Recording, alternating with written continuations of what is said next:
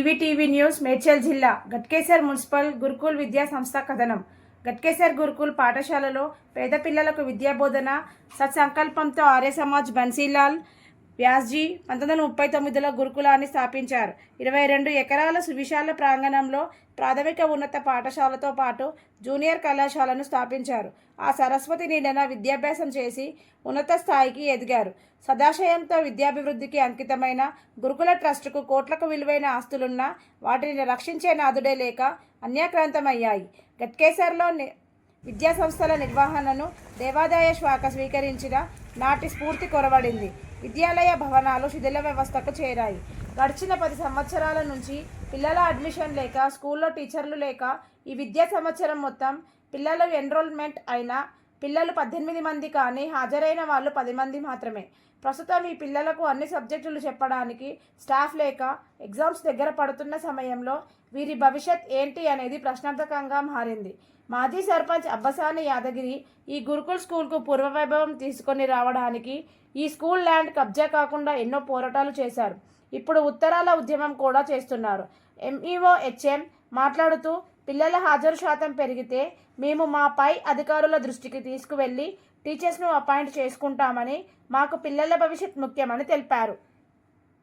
Endowment శాఖ మంత్రి Konda Surekha madam దగ్గరికి పోయిన నాడు కూడా ఇప్పుడు ప్రభాకర్ చెప్పినట్టు గురుకుల్ ట్రస్ట్ కోసమే మాట్లాడినాం తప్ప మేము వేరే ఇష్యూ కాదు, వేరే ఆలోచన లేదు. ఈ యొక్క కాలేజీ స్కూల్ని డెవలప్మెంట్ చేసి ఈ ప్రాంతంలో ఇంత పెద్ద విశాలమైన ప్రాంతం ఎక్కడ లేదు. దీని అన్యాక్రాంతం అవుతుంటే ఆనాడే 2009 అప్పుడున్న సర్పంచ్ అబ్బసాని కానీ మేము అందరం కూడా కేసులతో సహా పెట్టుకోవడం జరిగింది. ఇప్పుడు కూడా ఈ గురుకుల్ కోసం ఎవరో పోరాటం చేసి ఎవరో ఆపు చేసిన ఉద్దేశంతోనే కాదు, కాంగ్రెస్ పార్టీ ఎప్పుడు ఎల్లవేళలా గురుకుల్కి మా నాయకులు అండ ఎప్పటికీ ఉంటుంది. దయచేసి ఈ గురుకులు యాజమాన్యం కానీ మీరు కానీ ఆ మేడం రజని గారి స్వచ్ఛంద సేవ సంస్థ నుంచి కూడా ఒక బిల్డింగ్ కట్టించుడు, ఇవన్నీ కూడా కాంగ్రెస్ పార్టీ నాయకులతోనే అవుతుంది. కాంగ్రెస్ పార్టీ ముందుండి మా నాయకులందరూ పోరాటం చేసి దీన్ని ఎట్టి పరిస్థితుల్లో రాష్ట్ర ముఖ్యమంత్రి దాకా తీసుకెళ్ళి మా వజ్రేశన్న ఆధ్వర్యంలో, సుధీరన్న ఆధ్వర్యంలో రాష్ట్ర ముఖ్యమంత్రి ఎండోమెంట్ మంత్రి దాకా తీసుకెళ్ళి కూడా దీనికోసం పోరాడతాం, ముందుండి పోరాడతాం. ఇంకెవరైనా కలిసి వచ్చినా కూడా మా ఎంబడి రాకున్నా సరే దీనికి అనుకూలంగా పనిచేయాలి తప్ప ఏదో. ఇక్కడ ప్రెస్ మీట్ పెట్టడం జరిగింది. మన గురుకుల్ ట్రస్ట్ గురించి అతినిత్యం మన ట్రస్ట్ గురించి పోరాడుతున్న వ్యక్తిగా మన అబ్బసాని అన్న కానివ్వండి, మాజీ సర్పంచ్ గారు కానివ్వండి, మా కాంగ్రెస్ నాయకులు అందరం ఇక్కడికి వచ్చేసి మన బీసీసీ అధ్యక్షుడు కానివ్వండి, డిసిసి కానివ్వండి, ముత్యాల యాదవ్ గారు కానివ్వండి, ప్రతి ఒక్కరు కూడా ఈ కాంగ్రెస్ నాయకులందరూ కూడా గురుకుల్ ట్రస్ట్ గురించి ఎన్నో కృషి చేస్తూ, అలాగే మన వజ్రేశన్న గారు కూడా మన ప్రభుత్వం వచ్చిన తర్వాత, కాంగ్రెస్ ప్రభుత్వం వచ్చిన తర్వాత ముఖ్యంగా ఆ కాలేజ్ గురించి 1.5 కోటి ఇవ్వడం, ఫండ్ తెప్పించి ఇవ్వడం. ఎందుకంటే మేము 5 years చేసినప్పుడు కూడా ఏ ప్రభుత్వం అప్పుడు ఆ ప్రభుత్వం కూడా ఇవ్వలేదు. మనం ఇప్పుడు కాంగ్రెస్ ప్రభుత్వమే దీనికి ఇవ్వడం జరిగింది. అప్పటికి పిల్లర్స్ వేసి మామూలుగా శిథిలావస్థల లెక్క అయిపోయిన ఉండే.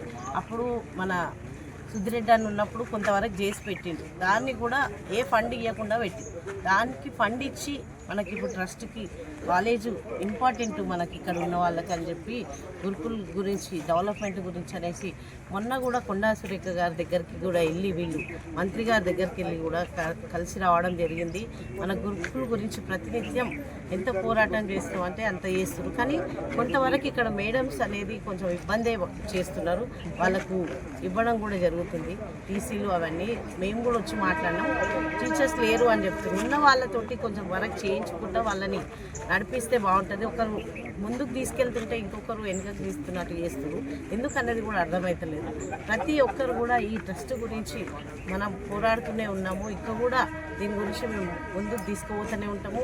డెవలప్మెంట్ అనేది పూర్వ వైభవం తేవడానికి మేము కూడా ప్రయత్నం చేస్తున్నాం.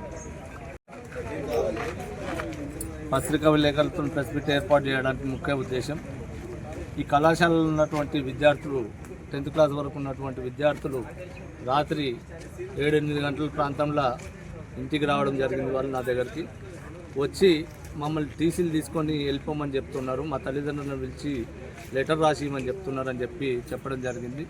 దాన్ని ఉద్దేశించి ఇక్కడికి రావడం జరిగింది. ముఖ్యంగా ఇక్కడ క్లాసులు ఏమైనా ఏమున్నా ఏం లేకున్నా మేము డెవలప్మెంట్ చేసుకుంటూ వస్తున్నాం. గతంలో సుధీర్ రెడ్డి గారు కాంపౌండ్ వాల్ కట్టేయడం జరిగింది. ఇప్పుడు వజ్రేష్ యాదవ్ గారికి కాలేజీ కోసం అని చెప్పేసి ఒక బిల్డింగ్ 1,50,00,000 రూపాయలు అది వెచ్చించారు గవర్నమెంట్ నుంచే. మా ఉద్దేశం ఏంటంటే ఇది 4 మండలాలు, ఇక్కడ ఉన్నటువంటి చుట్టుముట్టు ఉన్నటువంటి 4 మండలాలు, కీసర కావచ్చు, గట్కేసర్ కావచ్చు, బీబీనగర్ కావచ్చు, మేడిపల్లి, అవన్నీ కూడా సుమారు ఈ దానికి అనుకూలంగా ఉన్నటువంటి క్యాంపస్ ఇది. ఎంత లేదన్నా ఇలా సీట్లు దొరికేది కాదు. ఇంతకు మొదలు సీట్ కావాలంటే పైరవీలు చేయాల్సిన అవసరం ఉండేది.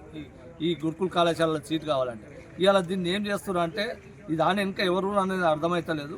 ఇప్పుడు ఉన్నటువంటి హెడ్ మాస్టర్ ఏదైతే ఉన్నదో ఆమె ఎవరైతే ఉన్నారో రజనీ గారు, ఆమె గతంలో నేను సర్పంచ్ ఉన్నప్పుడు 300 మంది స్టూడెంట్స్ ఉండేది. అప్పుడు ఆ 300 మంది స్టూడెంట్స్ ఉన్నప్పుడు టీచర్లు లేకుంటే కూడా కేఎల్ఆర్ గారు ఒక 5 మంది టీచర్లు ఇవ్వడం జరిగింది.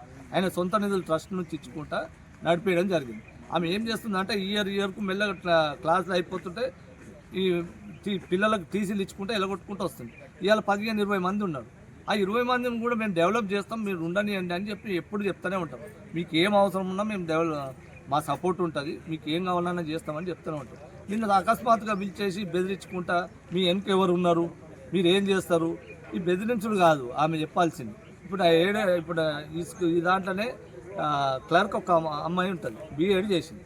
ఆమె కూడా క్లాసులు చెప్పొచ్చు ఆ అమ్మాయి కూడా. ఇక్కడ ఏమి పెద్దగా పని ఏం లేదు ఆమెకు. ఇప్పుడు ఎంఈఓ గారికి ఏం చెప్తున్నాం అంటే ఉన్న టీచర్ని తీసి మాదారం పంపించండి, ఒక శ్రీదేవి అనే టీచర్ మాదారం పంపించండి. ఆమెకి ఏమైనా ఆర్డర్స్ ఉన్నాయంటే ఆర్డర్లు ఏం లేవు. మీరు ఆర్డర్ అయినప్పుడు మరి ఈ స్కూల్లో ఉన్న వాళ్ళని తీసి వేరే దగ్గరికి ఎందుకు తోలిస్తారు? టీచర్లను ఉన్న టీచర్లు ఇక్కడ నుంచి మారుస్తారు, ఈడ ఉన్న స్టూడెంట్స్నేమో మెల్లమెల్లగా పంపిస్తాడు. ఇంత పెద్ద క్యాంపస్ దొరకడం కష్టం. ఈ చుట్టుముట్టున్న గ్రామాలకు అందరికీ అన్నిటికీ అనుకూలంగా ఉండే ప్లేస్ ఇది.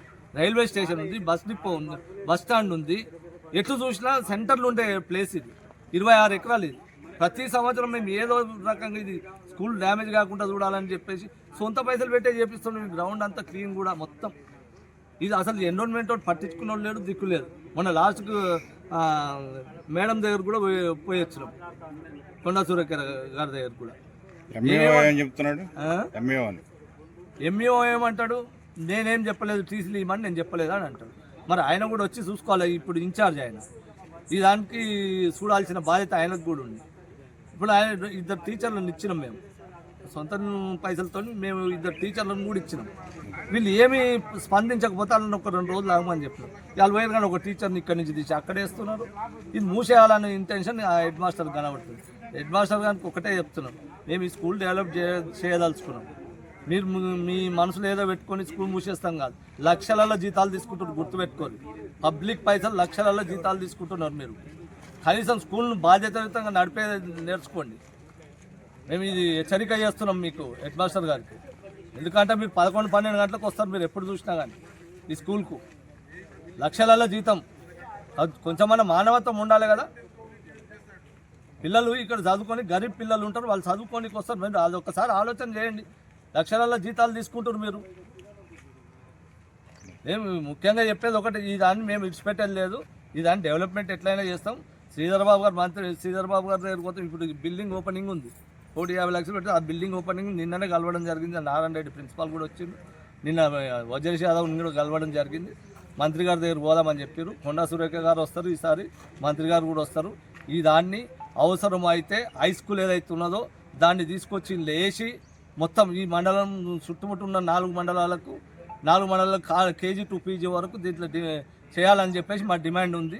దాన్ని ముందట పెడుతున్నాం. ఎట్లయినా KG to PG వరకు చేసే ప్రయత్నం చేస్తాం. అదేవిధంగా హై స్కూల్ తెచ్చి వేసినట్టయితే అది బస్ డిపో అవుతుంది, ఒకటి బస్ టర్మినల్ ఒకటి అవుతుంది. ఇటు ఉన్నటువంటి డిస్ట్రిక్ట్ బస్సులు ప్రతి ఒక్క బస్సు ఈ టౌన్లకి పోతే మాకు ఇది ఈడ వద్దన్నా కానీ ఈ స్కూల్ డెవలప్మెంట్ అవుతుంది, విలేజ్ డెవలప్మెంట్ అవుతుంది. పిల్లలకు 4 మండలాలు ఉన్నటువంటి గరీబ్ పిల్లలకు అందరికి కూడా విద్యా వ్యవస్థ సులభం అవుతుంది అని చెప్పేసి తెలియజేస్తుంది. గుట్కాలకి అలవాటు పడ్డారా? ఎవరు మరి?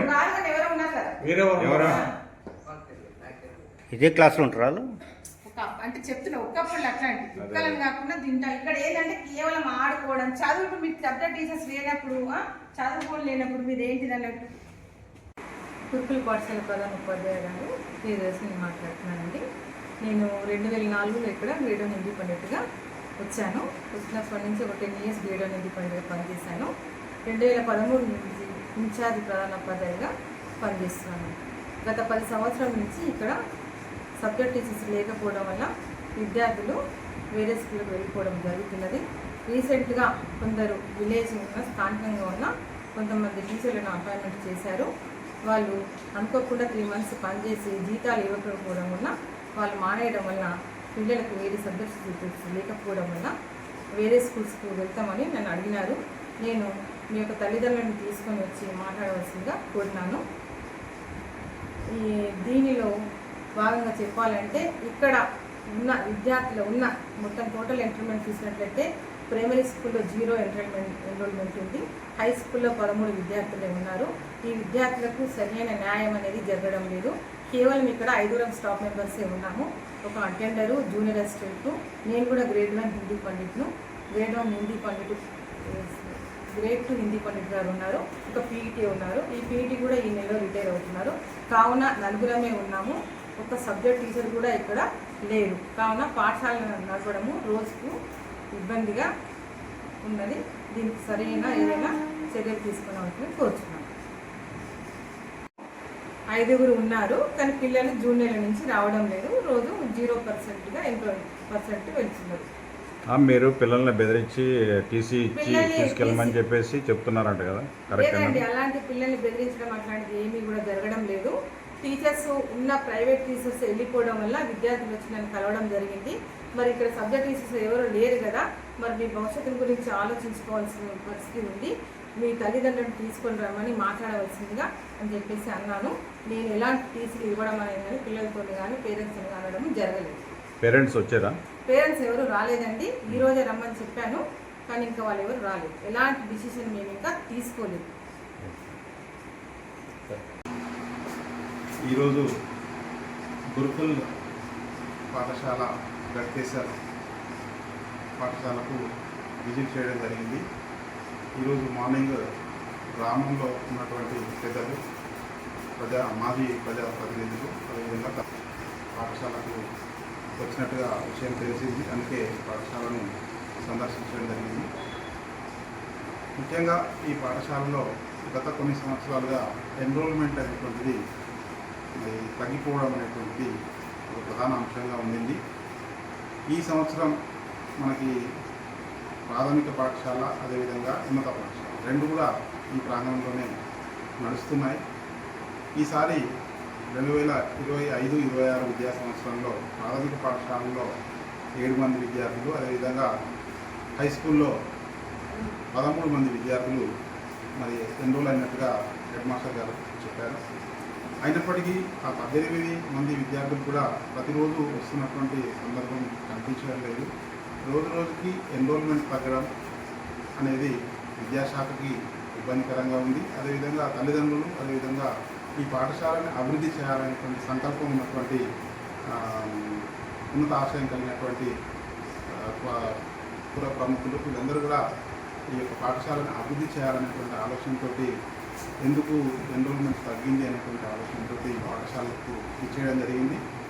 మరి వారికి మనము ముఖ్యంగా ఈ పాఠశాలలో టీచర్స్ కొరత అనేటువంటిది ప్రధానంగా ఉంది అని చెప్పేసి చెప్పడం జరిగింది. కేవలం మనకి 1 నుంచి 10వ తరగతి వరకు నడుస్తున్నటువంటి సందర్భంలో తరగతికి ఒక టీచరు ఉండాల్సినటువంటి అవసరం ఉంది. రెండవది అన్ని సబ్జెక్టులకు కూడా హై స్కూల్ కాబట్టి తెలుగు నుంచి హిందీ, ఇంగ్లీషు, తర్వాత mathematics, physics, biology, social studies, ఇలా అన్ని సబ్జెక్ట్ టీచర్స్ కూడా ఉండాల్సినటువంటి పరిస్థితి ఉంది. అయితే ఇక్కడ కేవలం ఒక హిందీ సీనియర్ పండిట్, అదేవిధంగా లాంగ్వేజ్ పండిట్ హిందీకి సంబంధించి 2 కోర్సులు మాత్రమే టీచింగ్ ఉన్నాయి. అదేవిధంగా ఒక పీఈటీ కోర్సు కూడా ఉన్నది. జూనియర్ అసిస్టెంట్, తర్వాత ఆఫీస్ సబార్డినేట్ ఉన్నారు. ఈ 5 మంది ఉద్యోగులతోటి ఈ యొక్క విద్యా సంస్థ నడుస్తున్నది. చాలా వరకు తల్లిదండ్రులు మరి సబ్జెక్టుకు సంబంధించినటువంటి టీచర్స్ లేరు అనే ఆలోచన కావచ్చు, ఎన్రోల్మెంట్ అనేది మనకు ఒక 18 వరకు నమోదైంది. మరి ఎన్రోల్మెంట్ పెరిగినట్లయితే డెఫినెట్గా టీచర్స్ని బయట నుంచి అడ్జస్ట్ చేయడానికి విద్యాశాఖ సంసిద్ధంగా ఉంది. ఎన్రోల్మెంట్ను ఆధారంగానే విద్యార్థులను ఉపాధ్యాయులను కేటాయించేటువంటి పరిస్థితి ఉంటుంది. కాబట్టి అందరూ పుర ప్రముఖులకు కావచ్చు, లేదంటే మాజీ ప్రజాప్రతినిధులకు కావచ్చు, నేను తెలిపేది ఏంటంటే ఎన్రోల్మెంట్ని పెంచే ప్రయత్నం చేద్దాం అందరం కలిసి. తద్వారా తప్పకుండా ప్రభుత్వాన్ని అడిగి ఉపాధ్యాయులను అడ్జస్ట్మెంట్ కింద ఏర్పాటు చేసేటువంటి ప్రయత్నం తప్పకుండా చేస్తామని చెప్పేసి ఈ సందర్భంగా తెలియజేయడం జరుగుతుంది.